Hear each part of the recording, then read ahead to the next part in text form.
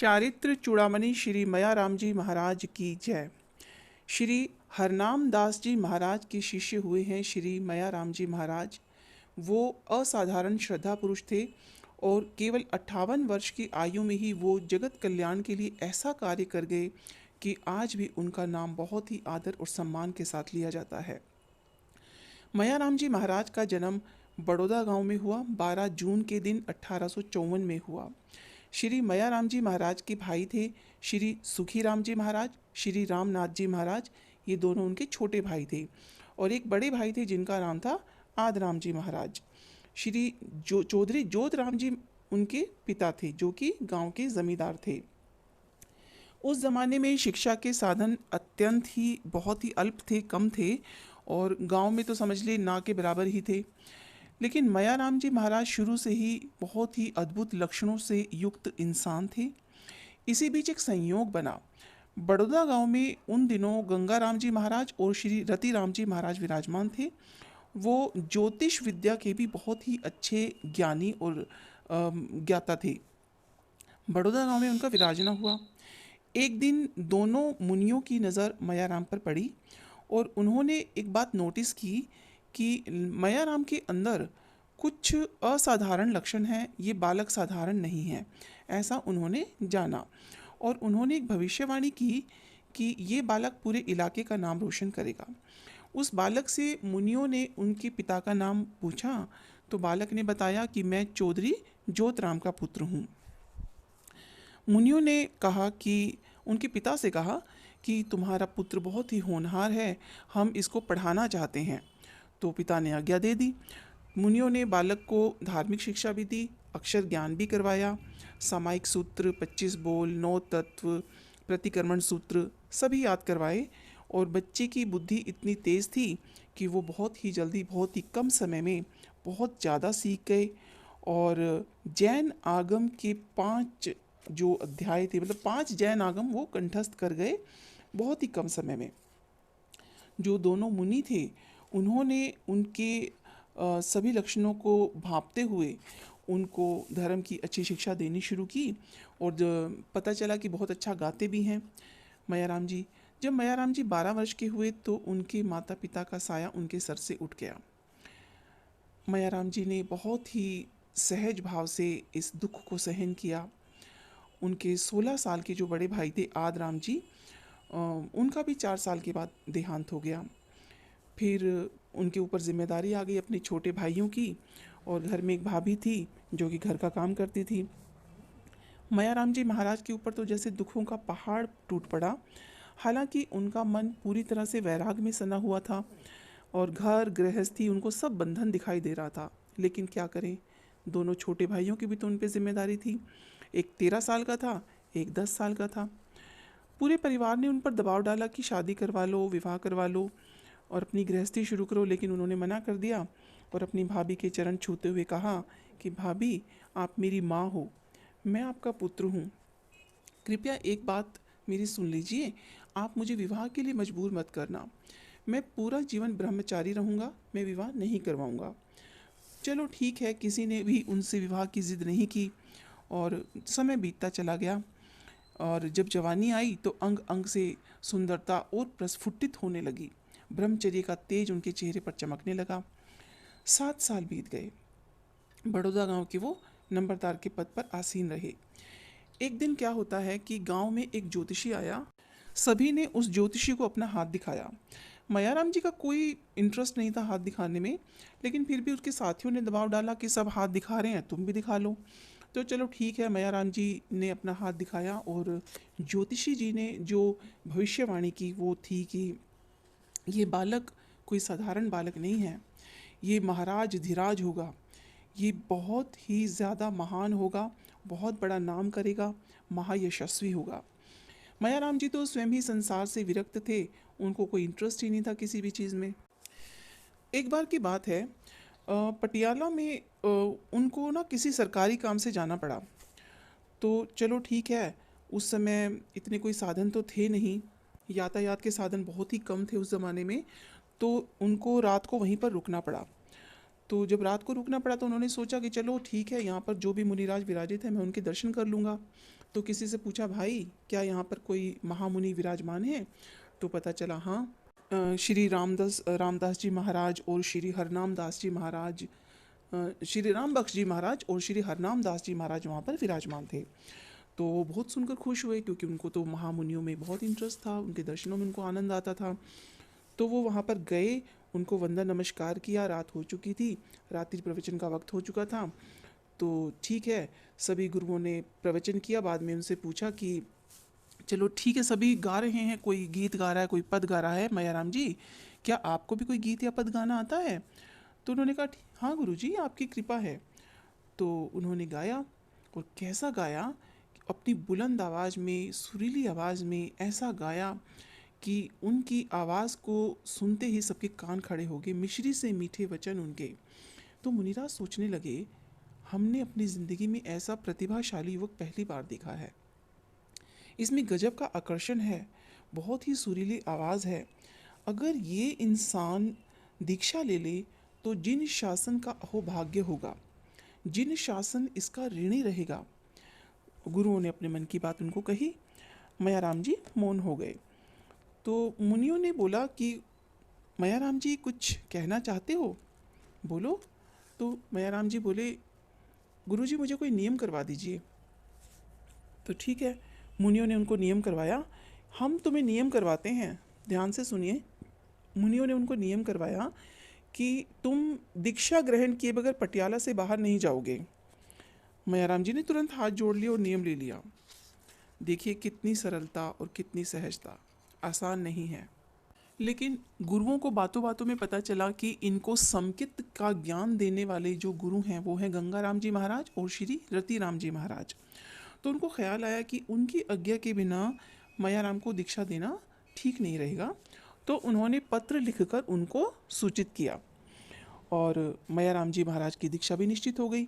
उनकी दीक्षा का समाचार बड़ौदा गांव में पहुंचा तो सारा गांव उनको वापस लाने के लिए बेचैन हो गया कि अरे ये क्या, ये तो किसी काम से गए थे और वहाँ पर दीक्षा ले रहे हैं, ऐसा तो नहीं होता, ये तो ठीक नहीं है। लेकिन 8 युवक जो कि उनसे प्रेरणा पाए हुए थे, उन्होंने भी दीक्षा अंगीकार करने का संकल्प ले लिया। दीक्षा लेने के पश्चात उन्होंने संयम जीवन की महान आराधना की।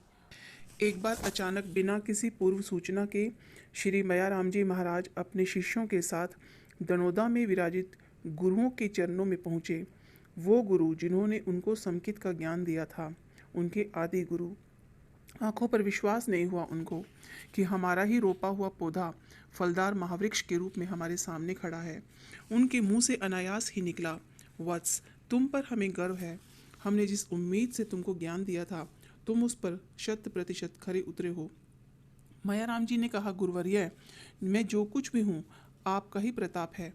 मैं तो निरक्षर, मूढ़ और अज्ञानी था, आपने ही मुझे संसार से निकालकर यहाँ तक पहुँचाया है। आपकी कृपा है, आपके ऋण से मैं कभी मुक्त नहीं हो सकता। एक दिन एकांत स्थान पर स्वाध्याय कर रहे थे मैयाराम जी महाराज, तो कई संतों ने जाकर उनको बधाई दी कि आप हमारे होने वाले भावी आचार्य हो। तो मैयाराम जी महाराज तुरंत अपने स्थान से उठे और अपने आचार्य श्री जी के चरणों में आए और उनसे निवेदन किया, भगवान मुझे आजीवन कोई भी पद लेने का त्याग करवा दीजिए। मैं पीछे रह के सहयोग ज़रूर करूँगा, सहयोग देने में कमी नहीं छोड़ूंगा, लेकिन स्वयं कोई पद ग्रहण नहीं करूँगा। धन्य है आपका त्याग, आप तो संयम के उच्च शिखर के चारित्र चूड़ामणि हो। एक बार मैयाराम जी महाराज को तेज बुखार हो गया। रात्रि प्रवचन में प्रतिदिन की भांति अपार जन समुदाय इकट्ठा हो रखा था। पूज्य गुरु की अस्वस्थता के कारण घोषणा की गई कि आज प्रवचन नहीं होगा, और एक भी व्यक्ति वहाँ से हिला नहीं, लेकिन और सभी चित्रलिखित से बैठे रहे। आचार्य श्री जी स्वयं उठकर श्री मैयाराम जी महाराज के पास आए और बोले, उनका माथा सहलाया और बोले, मैयाराम चाहे थोड़ा सा ही सुना दे, पर सुनाना तो पड़ेगा, नहीं तो लोग जाएंगे नहीं। देखिए लोगों की श्रद्धा, मतलब ये इन्फॉर्म करने के बाद भी कि आज प्रवचन नहीं होगा, लोगों में पूरा विश्वास कि गुरुजी चाहे थोड़ा सा ही सुनाएंगे, लेकिन सुनाएंगे तो ज़रूर। एक वाकया है कि जोधपुर की विख्यात वेश्याएं चांदबाई, लाजोबाई और धापूबाई महामुनि से प्रतिबोध पाया उन्होंने और सर्वदा के लिए वेश्यावृत्ति का त्याग कर दिया। ऐसी न जाने कितनी अनेक घटनाएं हैं उस महापुरुष के जीवन की, जिनको पढ़कर सुनकर हर मनुष्य ये कह उठता है कि वो अलौकिक पुरुष थे। एक बार की बात है, मायाराम जी महाराज हाँसी में विराजमान थे और उनको अचानक से तेज बुखार हो गया। उनके जीवित रहने की आशा धुंधलाने लगी। सारे उपचार असफल हो गए। उनके दादा गुरु श्री नीलोपत जी महाराज ने विचार किया, मायाराम तो मुनि संघ की अमूल्य निधि है, इनको बचाना बहुत ज़रूरी है। हे भगवान, हे प्रभु, यदि ये स्वस्थ हो जाएं तो मैं आजीवन बेले बेले पारना करूँगा, यानी 2 दिन उपवास फिर 1 दिन पारना। गुरुवर ने ये संकल्प किया और मायाराम जी महाराज स्वस्थ होते चले गए। और जैसे ही गुरुदेव स्वस्थ हुए तो नीलोपत जी महाराज ने अपने संकल्प को मजबूती से निभाते हुए पूरी जिंदगी बेले बेले पारना किया। उनके गुरु, उनके दादा गुरु, देखिए उनको कितना स्नेह करते थे। एक दिन मायाराम जी महाराज शौच के लिए जंगल में गए। वापस लौटते हुए एक वृक्ष के नीचे खड़े हो गए। वातावरण शांत था। महामुनि के मन में आया कि क्यों ना एकांत स्थान पर कुछ देर ध्यान किया जाए। तो वो वहीं पर अपने ध्यान में लीन हो गए, खड़े हो गए, ध्यान में गहरे उतर गए। संयोग से वहाँ पर एक कट्टर जैन ईर्ष्यालु, मतलब जैन साधुओं का ईर्ष्यालु एक किसान वहाँ पर आया और उसने ध्यानस्थ मुनि को देखा और उसको मन में गुस्से की आग जगी। उसने चुपके से वहाँ पे पीछे सनकतरों में आग लगा दी। महामुनि तो अडोल अकंप ध्यान में तल्लीन ही रहे, लेकिन आग ने तेजी पकड़ ली। लेकिन आश्चर्य की बात, महामना के चारों ओर अग्नि की लपटें उठने लगी, लेकिन उनके वस्त्रों को छू भी नहीं पाई। ऐसी थी उनके संयम की ताकत। सन 1912 में चारित्र चूड़ामणि श्री मायाराम जी महाराज ने रोहतक नगर को चातुर्मास का आश्वासन दिया। चातुर्मास में समय शेष था, इसलिए भिवानी नगर की स्पर्शना का विचार बना, यानी भिवानी नगर में विचरने का विचार बना। किंतु वहाँ उनको तेज बुखार ने घेर लिया। रोहतक श्री संघ ने आकर विनती की कि आप जैसी महाविभूति ने हमारे यहाँ चातुर्मास करने का विचार किया, ये हमारे लिए आपका ऋण है। लेकिन हमारा निवेदन है आपको कि आप शरीर के साथ ज्यादती ना करें और विहार ना करें। हम आपके श्रावक हैं, तो हमारा फ़र्ज़ है कि हम आपके भलाई के लिए सोचें। आप अभी भिवानी में ही चातुर्मास कीजिए और रोहतक में फिर कभी आइए, कोई बात नहीं, आपकी साता में ही हमारी साता है। चातुर्मास भिवानी में हो गया तो कुछ दिन बाद ही स्वास्थ्य में सुधार भी हो गया।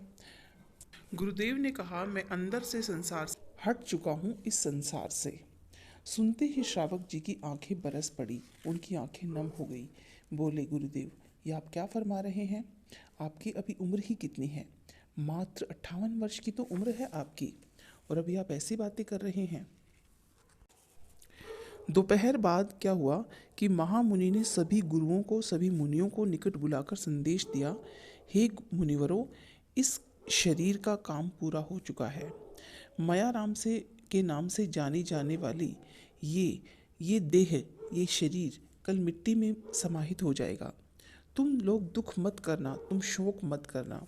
मैं कल किसी से नहीं बोलूँगा, कल मेरा मौन होगा और उपवास रखूँगा मैं।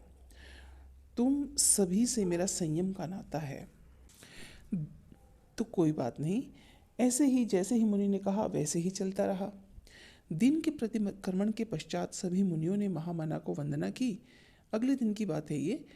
तो उस मुनि ने भी सबसे क्षमा याचना की और 7:17 पर उस मुनि ने महाप्रयाण कर दिया, यानी मायाराम जी महाराज ने महाप्रयाण कर दिया।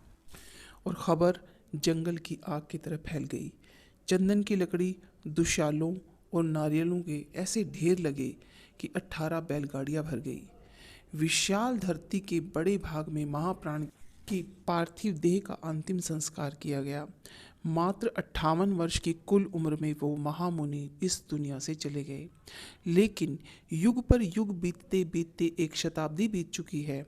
एक क्या अनेक शताब्दियां बीतने पर भी उस महान विभूति को जगत भुला नहीं पाएगा। बोलिए महामुनि मयाराम जी महाराज की जय हो। और आप सभी को मेरा जय जिनेंद्र।